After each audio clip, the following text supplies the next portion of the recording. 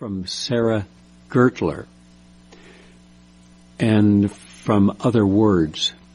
Quote, criticizing Israel isn't anti-Semitic. Here's what it is. Pro-Israeli politicians don't speak for young Jews like me. They shouldn't pretend to. Weeks ago, when the first accusations of anti-Semitism were being leveled against Representative Omar, I was deeply agitated. Not long ago, I saw her address these accusations at a local town hall.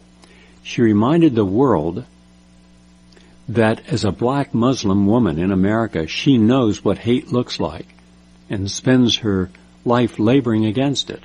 Her words were clear, bold, and unflinching.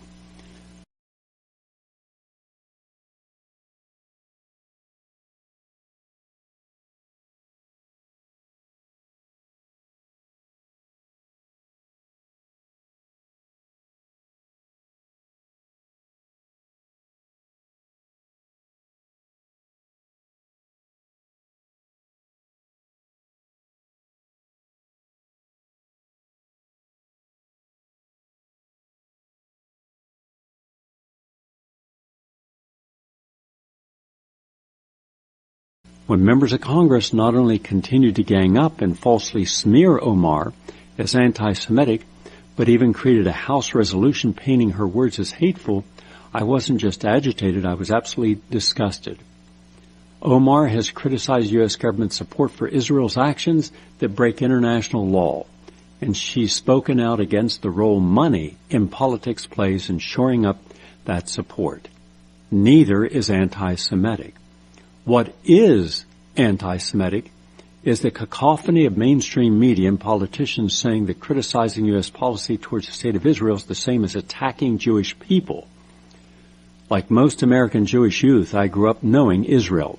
During the holidays, I sang prayers about the land of Israel. In Hebrew school, I learned about the country's culture, its cities, its past prime ministers. At my Jewish summer camp, we started every day with the Israeli national anthem. My image of Israel was a rosy one. When I finally visited it in college, I was spellbound by the lush landscape and sparkling cities, certain I would one day move to this golden ancestral home myself.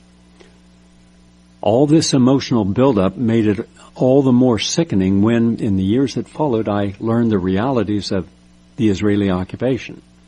The modern state of Israel was established by Zionists, a nationalist movement started by European Jews with the aim of creating a Jewish state as a refuge for persecuted Jews. It is true that Jews have faced centuries of brutal persecution in Europe, but the Zionists project shared unmistakably European colonist roots.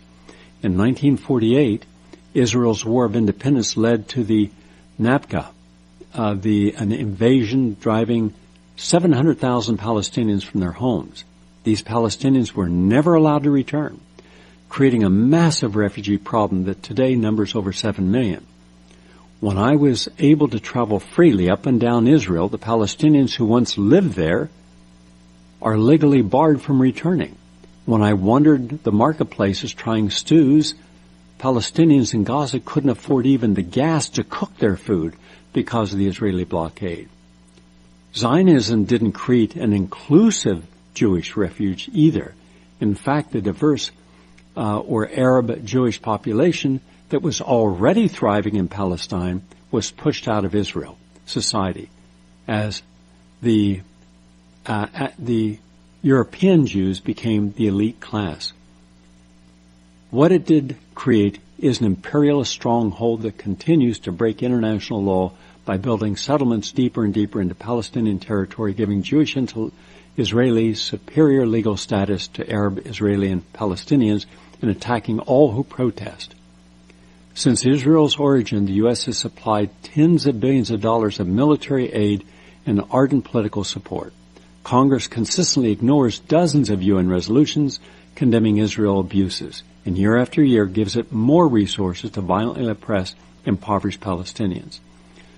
Pro-Israeli lobbying groups, considerable political influences even pushed Congress to consider bills punishing Americans who support Palestinian rights.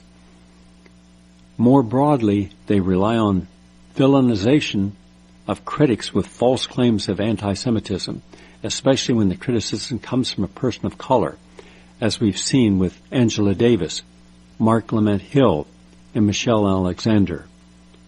Before Representative Omar, I, along with an increasing number of young American Jews, want to discuss U.S. support of Israel.